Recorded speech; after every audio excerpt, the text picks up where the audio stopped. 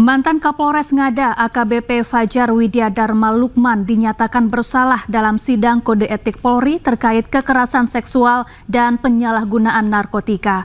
Atas putusan tersebut, AKBP Fajar Widya Dharma Lukman diberhentikan secara tidak hormat. Sidang kode etik AKBP Fajar digelar di Gedung TNCC Mabes Polri, Jakarta Selatan, Senin pagi. Sidang yang digelar Divisi Profesi dan Pengamanan Polri ini memutuskan AKBP Fajar bersalah dalam kasus kekerasan seksual dan penyalahgunaan narkoba. Ia pun diberhentikan secara tidak hormat dari institusi Polri.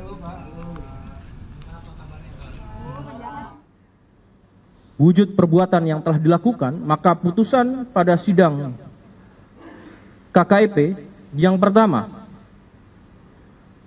terhadap terduga pelanggar sanksi etika, yaitu perilaku pelanggar dinyatakan sebagai perbuatan tercela. Yang kedua, sanksi administratif berupa penempatan dalam tempat khusus selama 7 hari terhitung mulai tanggal 7 sampai dengan 13 Maret 2025, tepatnya di ruang Patsus Biro Provos di Propam Polri dan telah dijalani oleh pelanggar.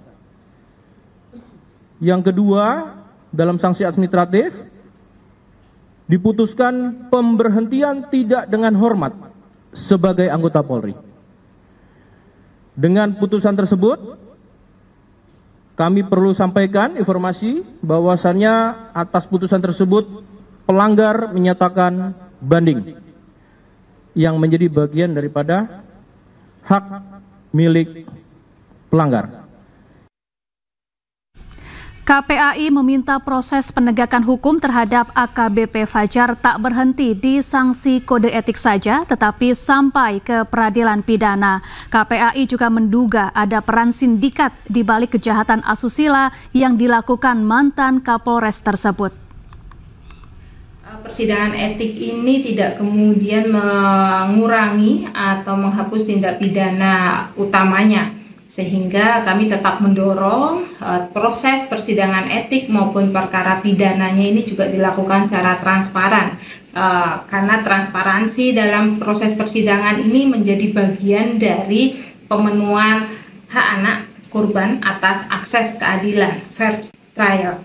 Terkait dengan upaya Polri untuk mengungkap sejauh mana tindak pidana terhadap anak-anak di NTT ini perlu sekali teman-teman penyidik di Direktorat PPA, PPO maupun direktorat lainnya dapat mengembangkan proses tidak sebatas pada kejahatan seksual saja, namun bagaimana mengungkap potensi korban-korban lainnya, 4 korban yang sudah disampaikan, namun juga perlu diungkap motifnya seperti apa, kemudian ada potensi sindikat atau tidak, atau potensi-potensi lainnya yang tentunya menggunakan instrumen elektronik atau video yang kemudian hingga dikirimkan ke website. Jadi menurut kami kepolisian perlu tidak sebatas mengungkap tindak pidana yang sudah disampaikan oleh tersangka ini, namun juga mengembangkan.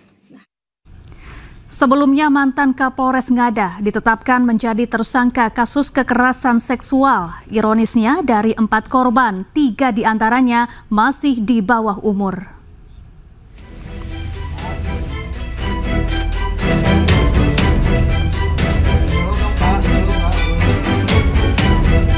AKBP Fajar Widya Dharma Lukman yang sebelumnya menjabat sebagai Kapolres Ngada dinyatakan sebagai tersangka kekerasan seksual.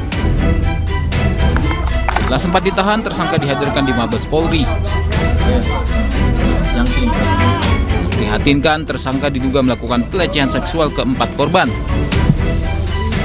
di mana 3 diantaranya masih berada di bawah umur, yakni berusia 6 tahun, 13 tahun, dan 16 tahun. Sementara 1 korban lainnya berusia 20 tahun. Selain diduga melakukan pelecehan seksual dengan korban di bawah umur, tersangka juga diduga menggunakan narkoba dan merekam serta menyebarkan kegiatan asusilanya tersebut hingga ke situs porno luar negeri. Baik, terima kasih. Ditemukan fakta bahwa FLS telah melakukan pelecehan seksual dengan anak di bawah umur sebanyak 3 orang dan 1 orang usia dewasa. Antara lain, saya akan menyebutkan anak 1, anak 2, dan anak 3.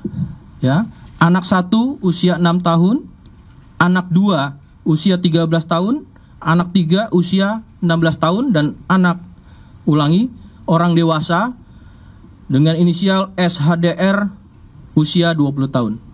Sehingga ini bisa diketahui pada konteks sebagai anak dan orang dewasanya. Kemudian tanggal 24 Februari 2025 ini sudah dilakukan penanganan perkaranya oleh Divpropam dan telah ditempatkan secara penempatan khusus. Polisi telah melakukan pemeriksaan terhadap 16 orang saksi dari peristiwa ini. Dari Jakarta, Tim Liputan iNews melaporkan. Meyriska Wijaya terdakwa kasus suap terhadap 3 hakim dan eks-pejabat Mahkamah Agung terkait kasus pembunuhan yang dilakukan anaknya Gregorius Ronald Tanur terhadap Dini Sera Afrianti menjalani sidang hari ini. Tangis sang ibu pun pecah saat melihat Ronald Tanur di ruang sidang dan masih meyakini jika sang anak tidak bersalah. Orangnya saya melarikan dia. Jadi saya sangat paham sifat dia. Kalau memang dia salah. Meyriska Wijaya, ibunda Gregorius Ronald Tanur, tak mampu menyembunyikan sedihnya saat melihat putranya memberikan keterangan di hadapan Majelis Hakim Pengadilan Tindak Pidana Korupsi Jakarta Pusat. Sang ibu yang juga duduk di kursi terdakwa tak mampu berkata-kata dengan sikap penyesalan yang diungkapkan putranya. Meyriska Wijaya sendiri disidang dalam kasus suap atas vonis bebas anaknya dalam kasus pembunuhan terhadap Dini Sera Afrianti. Dalam keterangannya, Ronald Tanur mengaku menyesal karena telah menyeret sang ibu dalam kasusnya. Namun Ronald mengaku tidak mengetahui kasus suap terhadap 3 hakim Pengadilan Negeri Surabaya. Sementara itu, terdakwa Meyriska Wijaya masih meyakini jika anaknya Ronald Tanur tidak bersalah terkait kematian Dini Sera Afrianti. Kalau memang Ronald salah, dia memang pantas dihukum. Saya nggak keberatan. Tapi kalau memang dia tidak salah, dia tidak pantas dihukum.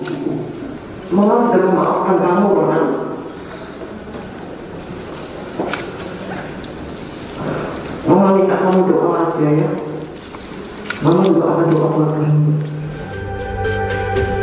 Seperti yang diketahui dalam perkara ini, eks-pejabat MA terdakwa Zarof Richard didakwa terlibat dalam pemufakatan jahat dengan membantu pemberian atau janji suap terhadap kasus Ronald Tanur. Pemufakatan tersebut diduga dilakukan bersama penasihat hukum Ronald Tanur, Lisa Rahmat, atas permintaan Meyriska Wijaya untuk menyuap Hakim Ketua MA Susilo guna mempengaruhi putusan kasasi kasus pembunuhan Dini Sera Afrianti yang dilakukan Ronald Tanur pada 2024. Dari Jakarta Pusat, Rani Sanjaya, iNews melaporkan. Pemerintah mempercepat pengangkatan CPNS dan calon P3K formasi tahun 2024 selambat-lambatnya bulan Juni dan Oktober 2025. Selengkapnya sesaat lagi, tetaplah bersama kami.